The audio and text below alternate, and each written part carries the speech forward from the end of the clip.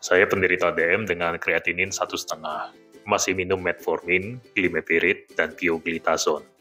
Ditambah glaukoma, yang dirasakan kadang kaki kebas dan bengkak.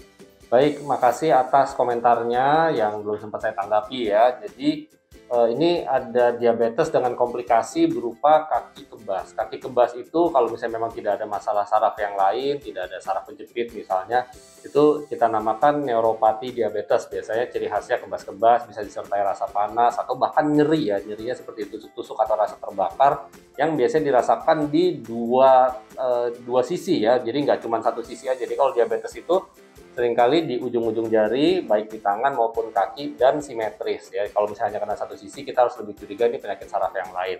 Kalau sudah ada komplikasi seperti ini, biasanya diakibatkan oleh gula darah terlalu tinggi yang berlangsung sangat lama ya, berbulan-bulan bahkan mungkin tahun.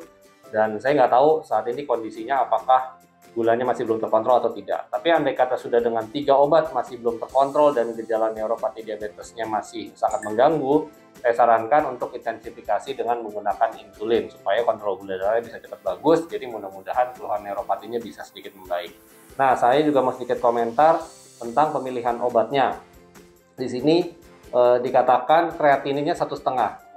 Anggap umur berapapun dan jenis kelamin, nggak tahu pria nggak tahu wanita ya ini yang bertanya ya. Untuk kreatinin 1,5, kita asumsikan paling tidak ini sudah gangguan ginjal kronik stadium 3A mungkin atau 3B kalau misalnya memang sudah umurnya cukup lanjut gitu ya. Jadi gampangnya gangguan ginjalnya tuh sedang lah di tengah-tengah, tidak yang berat tapi tidak juga yang ringan-ringan banget. Nah, untuk pasien dengan penyakit ginjal kronik stadium 3 sudah perlu ada pertimbangan-pertimbangan khusus dari obatnya ya. Contoh misalnya metformin. Metformin itu harus disarankan kalau sudah stadium 3 ke atas untuk dosisnya dikurangi. Bahkan kalau misalnya sudah di bawah 30, perhitungan IGFR-nya sebaiknya tidak digunakan. Jadi nanti coba tanyakan soal dosis metforminnya ke dokternya.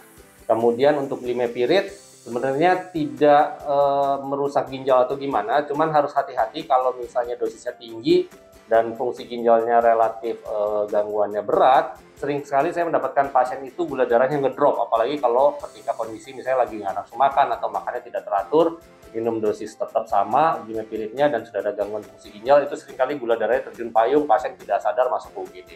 Nah yang terakhir pioglitazone, ini saran saya kalau ada kaki bengkak diganti ya, karena efek samping dari pioglitazone itu adalah bisa menimbulkan retensi alias tertumpuknya cairan di dalam badan. Makanya kontraindikasinya itu untuk pemberian pioglitazone adalah pasien yang gagal jantung ya, yang memang udah sering bengkak kakinya atau sering sesak napas dan derajat gagal jantungnya ini sudah sedang ke arah berat gitu ya. Nah ini kalau memang kakinya ada bengkak, saran saya pioglitazone diganti atau ya sekalian intensifikasi ke insulin kalau memang kontrol gulanya masih jelek. Halo dok, 1 bulan lalu saya ke dokter dalam karena tensi saya 140/90. Malah pas tensi di rumah sakit 150/100. Oleh dokter, saya katanya kena hipertensi, lalu dapat resep amlodipin 5 mili sama bisoprolol 2,5 mili. Tapi pas udah lebih 1 bulan, tensi saya normal terus, bahkan cenderung turun di bawah 120/80. Cek gula darah cuma 98, kreatinin 0,78. Apa harus terus dikonsumsi dok obatnya? Baik, terima kasih atas pertanyaannya. Jadi ya perkara ngecek tekanan darah ya, memang tekanan darah kita itu akan selalu fluktuatif ya, tergantung persiapan sebelum diperiksa tekanan darahnya, metode pemeriksaan tekanan darahnya. Boleh nanti teman-teman cek deh, saya pernah bikin nggak tahu shorts nggak tahu apa gitu, entah di Instagram atau di TikTok tentang cara persiapan pemeriksaan tekanan darah yang benar ya. Di rumah sakit itu seringkali memang lebih tinggi pasien-pasien kalau saya perhatikan ya, karena mungkin situasi tidak ideal ya, rumah sakit itu kan crowded, ramai sekali, jadi suasananya tidak santai. Belum lagi kalau misalnya pasien banyak, perawat buru-buru, kadang-kadang saya lihat itu lengan baju tidak digulung padahal pakai baju tebal.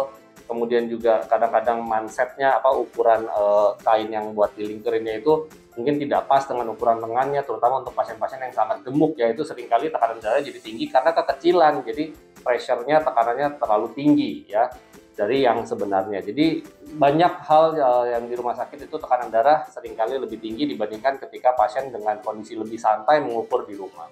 Nah, tapi kalau memang konsisten, entah di pengukuran dimanapun, lebih tinggi beberapa kali dari 140/90, memang itu sudah dikatakan ada diagnosis hipertensi. Jadi saya setuju diagnosis dokternya betul.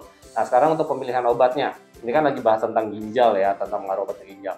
Amlodipin dan bisoprolol sama-sama aman untuk pasien dengan penyakit ginjal, dan itu juga salah dua obat yang cukup sering saya resepkan untuk pasien-pasien hipertensi, apalagi hipertensi belum terkontrol.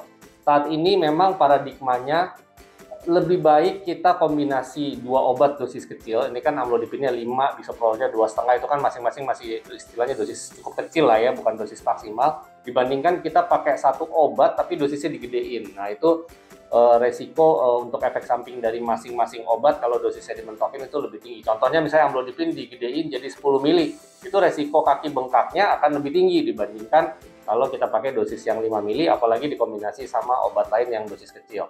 Penggunaan obat kombinasi untuk antihipertensi itu juga akan memberikan efek sinergis karena cara kerjanya beda ya.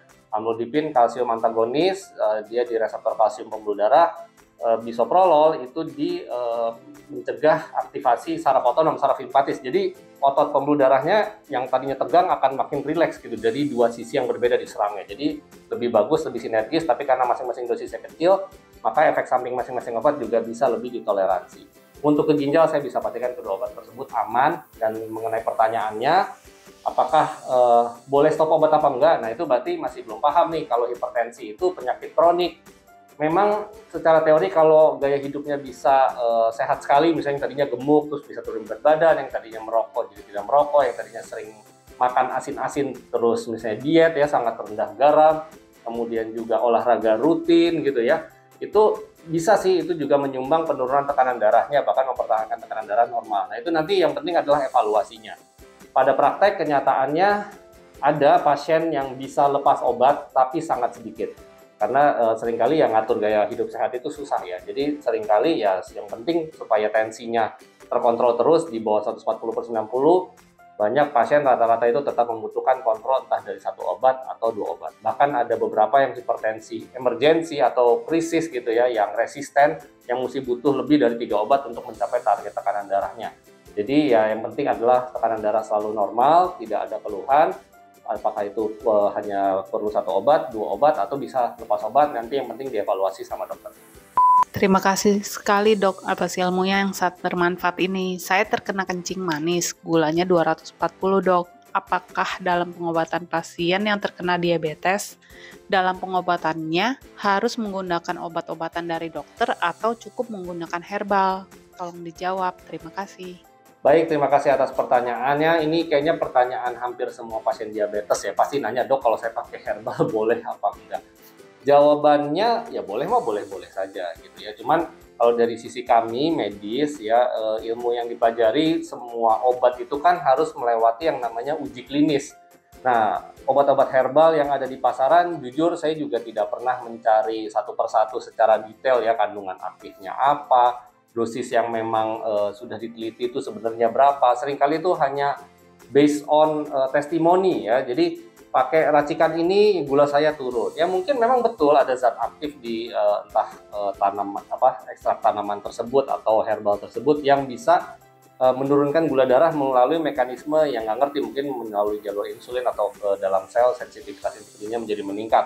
Tapi perlu penelitian yang lebih detail ya. Ini berapa miligram gitu ya, konsumsinya berapa kali sehari, kalau dikonsumsi terus-menerus selama berbulan-bulan, bertahun-tahun, ada efek sampingnya apa, ada akumulasi di ginjal nggak, untuk keamanan di fungsi ginjalnya bagaimana setelah penggunaan bertahun-tahun, karena diabetes itu kan penyakit kronik. Sampai saat ini belum ada terapi yang bisa istilahnya menormalkan fungsi pankreas yang sudah rusak sehingga gula darah pasien itu menjadi tinggi. Jadi rata-rata obatnya pasti harus dikonsumsi secara kronik, secara jangka panjang. Jadi kenapa di panduan penata laksanaan diabetes dari medis itu belum ada ya, saya nggak jawab tidak ya, sampai saat ini belum ada istilahnya obat herbal gitu kategorinya masuk, karena seringkali penelitiannya tidak cukup bagus ya, atau mungkin masih perlu diteliti lebih lanjut supaya bisa kita yakin dalam menggunakannya, efek manfaatnya baik, gula darahnya bisa terkontrol, dan kita tahu dosis berapa yang aman, yang optimal. Tapi untuk penggunaan jangka panjang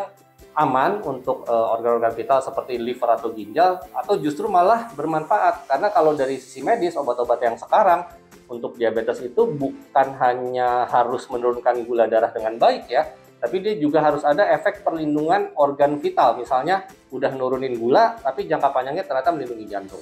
Udah nurunin gula, tapi jangka panjangnya juga malah melindungi ginjal atau memperbaiki kerusakan ginjal. Itu sudah ada obat-obat dari medis kedokteran yang diciptakan dan saat ini kita pakai untuk tujuan tersebut. Nah, untuk yang herbal-herbal ini, mohon maaf, jujur aja, seringkali belum jelas. Jadi ya, kalau mau pakai silahkan, tapi kalau saya selalu berpesan ke pasien itu pemantauan yang ketat. Karena kalau digabung sama obat dokter, jujur nggak tahu persis ini bakal reaksi di badan kayak gimana. Ada yang gulanya turun jadi bagus, ada yang tetap tinggi, ada yang ngejeblok pernah masuk sampai masuk UGD karena nggak sadar gula darahnya anjlok gitu ya. Nah, itu yang kadang kita juga susah ya, apalagi kalau tipe herbalnya tuh pasiennya misalnya ngeracik sendiri, ngambil daun-daunan, ditumbuk sendiri. Nah, itu kan nggak tahu berapa zat aktif yang bermanfaat ya, berapa miligram, sesuaikah dosisnya atau malah overdosis. Jadi saya tidak menyarankan, tapi saya juga nggak bisa melarang gitu ya. Yang penting kalau ada memakai seperti itu, komunikasikan dengan dokternya supaya nanti bisa dipantau lebih ketat, dan mudah-mudahan pasien yang menggunakan obat-obat di luar dari panduan dokter itu punya alat cek gula darah sendiri ya, karena kalau ada keluhan yang nggak enak langsung cek gula darah ya, karena bisa aja kan kemungkinannya antara gulanya masih sangat tinggi atau gula darahnya ngedrop. Nah, itu kan dua-duanya sama-sama bahaya. Nah, semoga pertanyaannya terjawab semua ya. Bagi Sobat Waras yang masih punya pertanyaan, silakan komen saja di video yang ada di channel YouTube RS Cepat Waras. Siapa tahu pertanyaan Sobat Waras terpilih untuk dijawab oleh Dr. Aldo di video konsultasi Cepat Waras berikutnya. Terima kasih sudah menyaksikan video kali ini. Salam sehat, salam waras.